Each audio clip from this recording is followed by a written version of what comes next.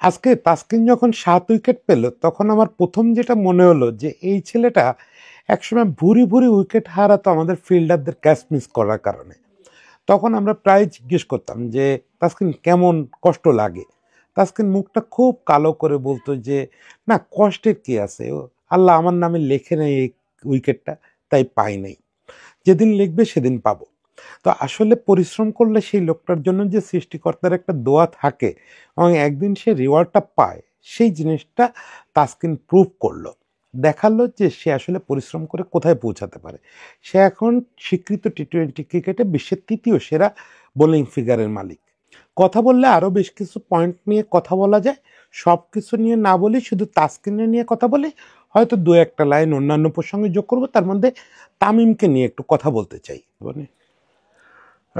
শুরুতে একটু আপনাদের কাছে ক্ষমা চেয়ে নিই, গ্রামে আসছি, এখানে প্রচণ্ড ঠান্ডা।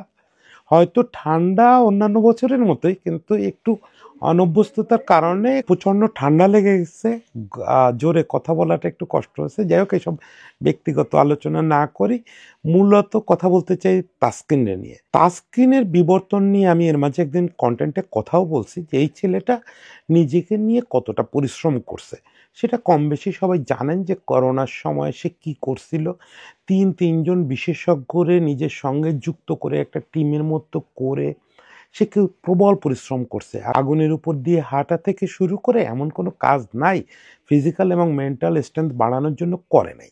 সেইটা তাসকিনের আসলেই বদলে দিছে কোনো সন্দেহ ছাড়াই।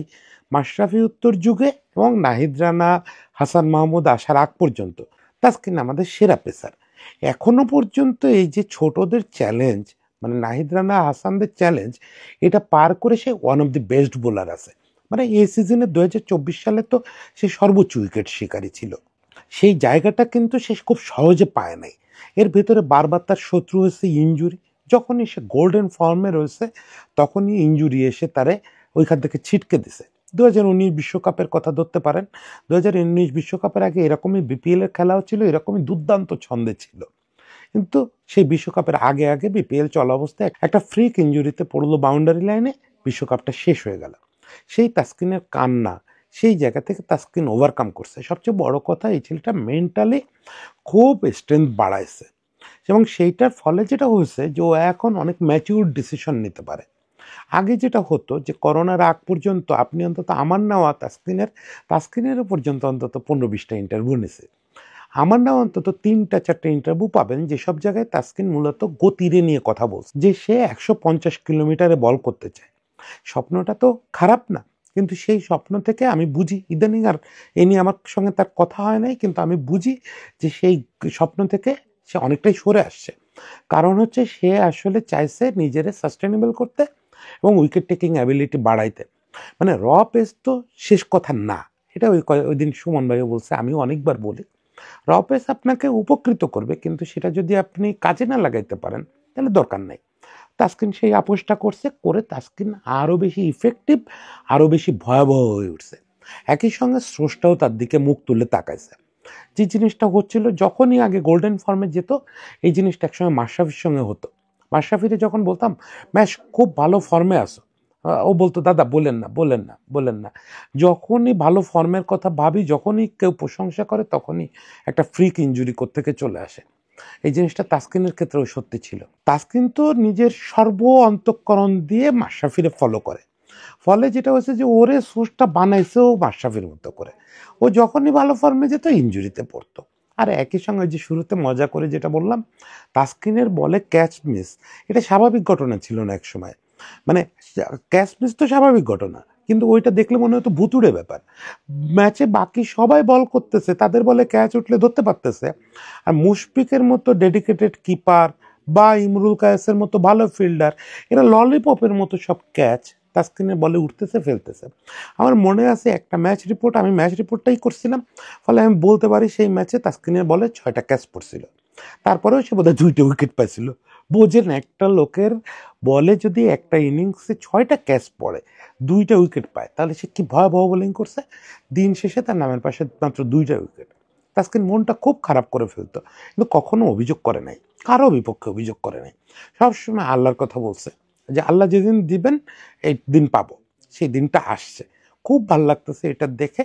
দেখেন এই জায়গাটায় একটা জিনিস বলি যে আজকে তাসকিনের সেই সময় যেরকম মন খারাপ দেখতাম ওই ক্যাচ পড়লে, আজকে সেকেন্ড ম্যাচে ওই জিনিসটা দেখতেছিলাম রানার মধ্যে, নাহিদ রানার মধ্যে।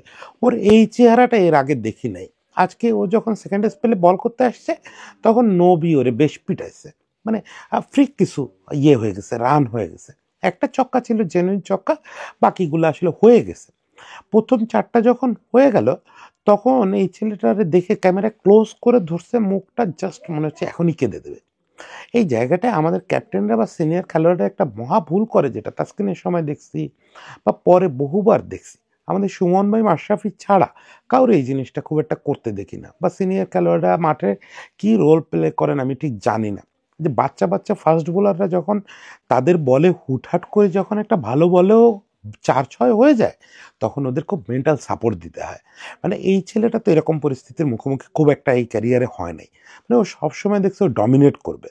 সে এই যে তামিম ইকবাল, এই প্রসঙ্গটা একটু পরে বলতেছে, তামিম ইকবালরে পর্যন্ত ডমিনেট করলো, সেখানে এসে নবিতারে ওইভাবে মারতেছে এবং উল্টাপাল্টা লেগে 4 হয়ে যাচ্ছে। ওই সময় ওকে একটু সাপোর্ট দিতে হতো। আর আমার মনে হয় একটু টিমে যারা আছেন ন্যাশনাল টিমে, তারা একটু নাহিদ রানার সঙ্গে একটু আরেকটু করা আর কি। এটা আমি কিভাবে বলবো, মানে ওরে আমার দেখে মনে হচ্ছে ও কিন্তু ইন্টারন্যাশনালে এই ধরনের ঘটনা ঘটলে খুব ভেঙে পড়বে। মানে ওই প্রথম 4টা হয়ে যাওয়ার পরে ও বাকি একটা বলেও ওর আর কন্ট্রোল ছিল না। এই জিনিস ইন্টারন্যাশনাল ম্যাচে হলে খুব ভেঙে পড়বে। নাহিদ রানার এখন হানিমুন পিরিয়ড চলতেছে, যা করতেছে ভালো হচ্ছে, কিন্তু কোনো না কোনো সময় খারাপ সময়টা আসবে, যখন লাইনটা খুঁজে পাবে না, সঠিক লেন্থটা খুঁজে পাবে না। বিশেষত আজকে নবী দেখলাম একটা কাজ করছে, 2 গজ পিছায় প্রায় স্টাম্পের উপরে উঠে দাঁড়াচ্ছে, মানে উইকেটটারে বড় বানায় ফেলছে। ফলে নাহিদ রানা যেটা গুড লেন্থে করে বা যেটা ফুলার লেন্থে করে, সেইটা নবী লেন্থই বদলায় ফেলতেছে। ওই লেন্থটা সে খুঁজে পাচ্ছিল না। এটা জবাব সে বোলার হিসাবে তার বের করতে হবে। সবচেয়ে বড় কথা, সবসময় ম্যাচে জবাব পাবে না।